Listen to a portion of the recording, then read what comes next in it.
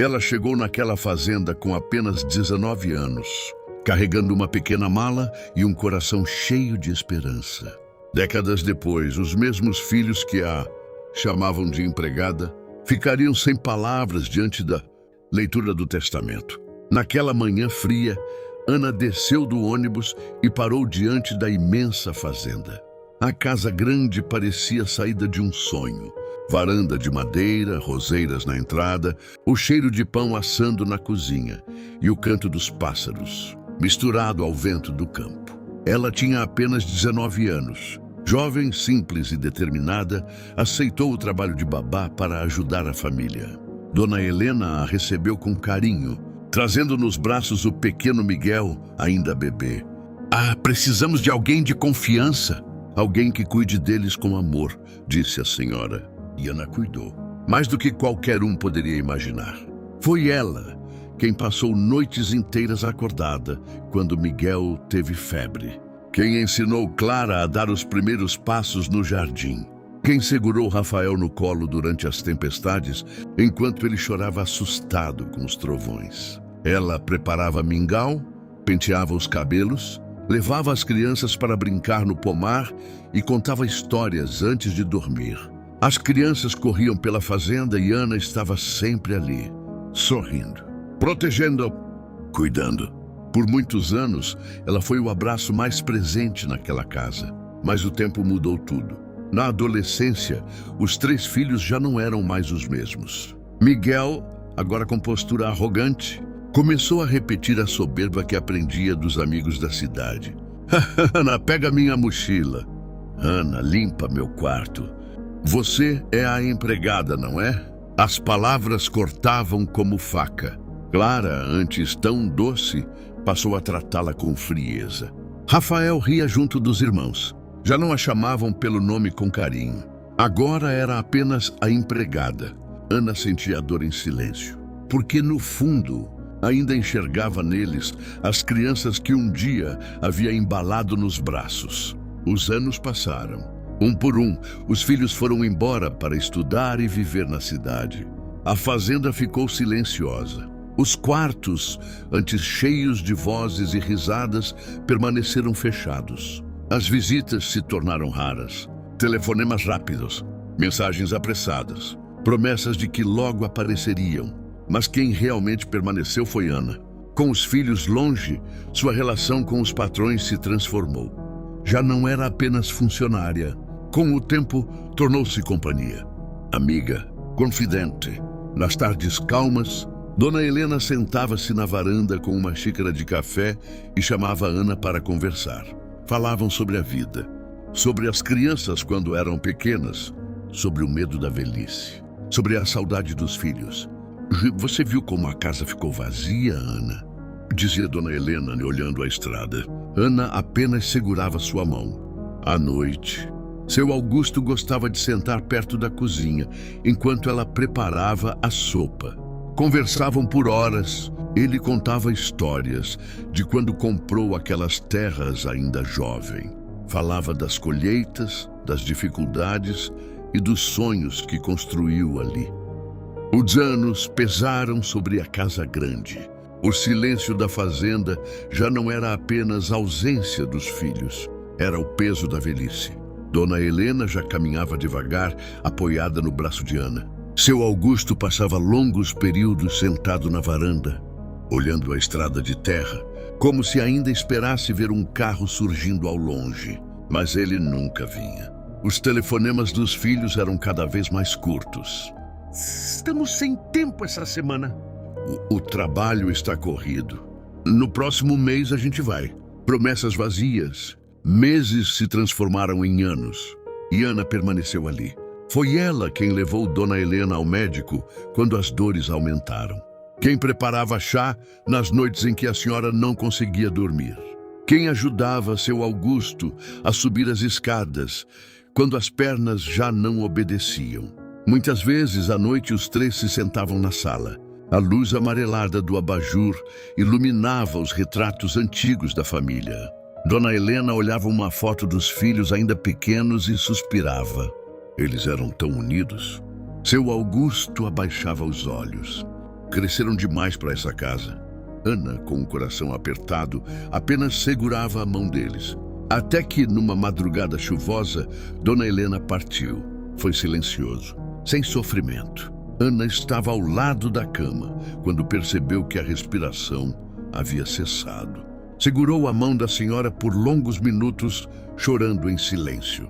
Ligou para os filhos. Horas depois, eles chegaram, bem vestidos, perfume forte, celulares nas mãos. Entraram na casa com expressões sérias, mas frias. Miguel foi o primeiro a falar. Onde estão os documentos do hospital? Clara abraçou Ana rapidamente, mais por formalidade do que afeto. Rafael olhou ao redor, como quem já calculava mentalmente o valor daquela propriedade. O velório foi rápido. Poucos amigos antigos da região compareceram. Todos conheciam Ana. Todos sabiam quem realmente esteve ao lado do casal até o fim. Após o enterro, os filhos mal permaneceram na fazenda.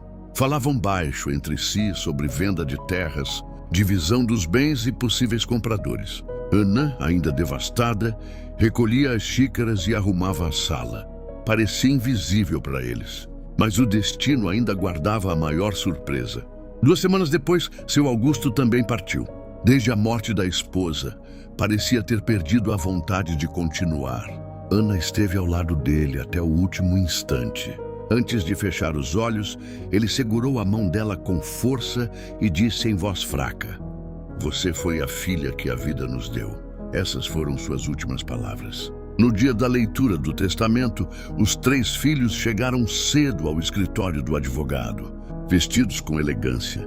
Seguros de si, Miguel até comentou em tom baixo: "Vamos resolver isso logo.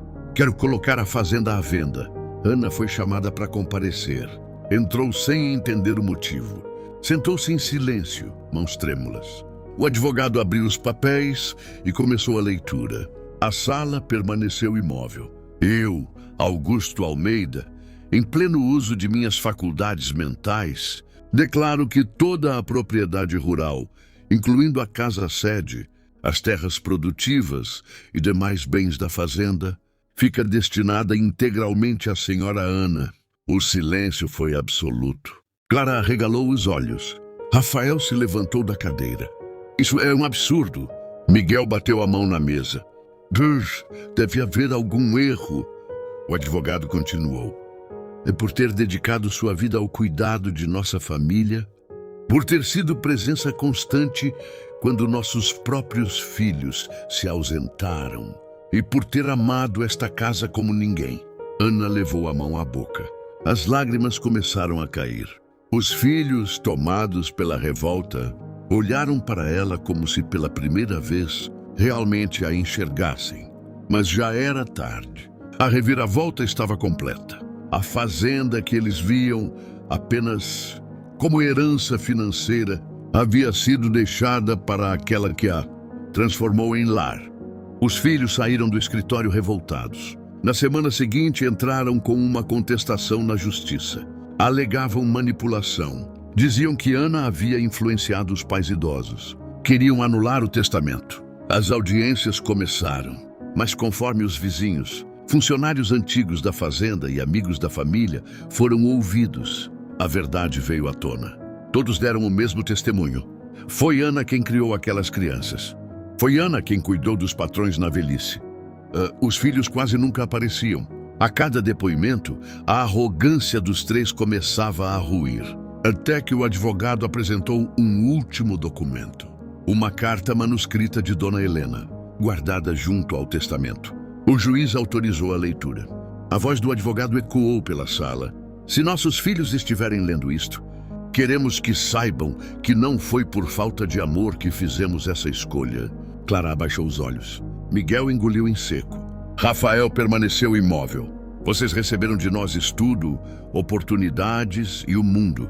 Mas Ana nos deu aquilo que o dinheiro nunca pôde comprar: presença, cuidado e amor." Ana não conseguiu conter as lágrimas. Ela não cuidou apenas desta fazenda. Ela cuidou de nossa vida. Se hoje esta casa ainda tem alma, é por causa dela. O silêncio no tribunal foi absoluto. Após a leitura da carta, até mesmo os filhos pareciam sem palavras. O juiz ajustou os óculos, observou os documentos sobre a mesa e iniciou a sentença com voz firme. Considerando a validade do testamento, os depoimentos das testemunhas e a carta deixada pelos falecidos, este tribunal decide manter integralmente a vontade de seu Augusto e Dona Helena. Miguel fechou os olhos com força. Clara abaixou a cabeça. Rafael apertou os punhos. A propriedade permanecerá legalmente em nome da senhora Ana. Ana levou a mão ao peito. As lágrimas desceram lentamente. Não era pela terra, não era pela casa. Era porque, pela primeira vez, todo o amor, dedicação e renúncia de uma vida inteira haviam sido reconhecidos. Os filhos saíram em silêncio, sem gritos, sem soberba. A carta dos pais havia dito tudo o que eles precisavam ouvir. Nas semanas que se seguiram, a fazenda pareceu respirar de novo. Ana caminhava pelos corredores da casa grande, com um sentimento estranho no peito. Ainda havia saudade, muita saudade. Cada canto guardava memórias. O jardim onde as crianças brincavam. A cozinha onde passara madrugadas preparando sopas. A varanda onde ouvira tantas histórias de seu Augusto. Mas pela primeira vez, ela começou a enxergar aquele lugar não como trabalho, e sim como lar. Foi nessa nova fase que a vida lhe trouxe algo inesperado. João, um homem simples, de olhar sereno e mãos marcadas pelo trabalho no campo. Ele era agrônomo da região e havia sido chamado para ajudar na recuperação de uma parte das terras que estava parada havia anos. João tinha cerca de 35 anos, voz calma e um jeito respeitoso que logo chamou a atenção de Ana. Ao contrário de muitos, ele não a via como a antiga babá. Via a mulher forte que sustentou uma casa inteira por décadas. No início, as conversas eram sobre a fazenda, a plantação, a terra, a reforma do pomar. Mas pouco a pouco, começaram a falar sobre a vida, sobre sonhos esquecidos, sobre tudo o que Ana havia renunciado. Numa tarde dourada, enquanto caminhavam entre as árvores do sítio, João perguntou: E você, Ana, nunca pensou em viver para si mesma?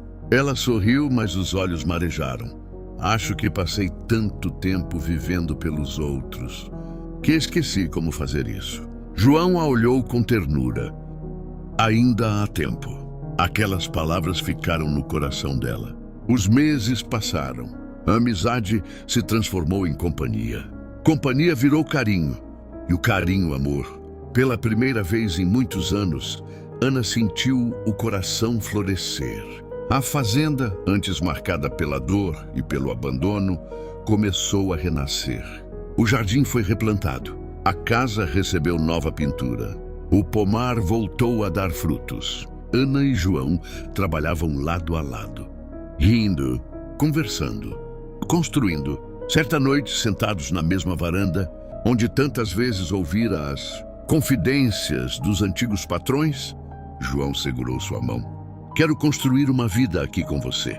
Ana olhou a estrada de terra iluminada pela lua. Lembrou-se da jovem de 19 anos que chegou ali com uma mala pequena e um coração cheio de incertezas. Sorriu. Eu também.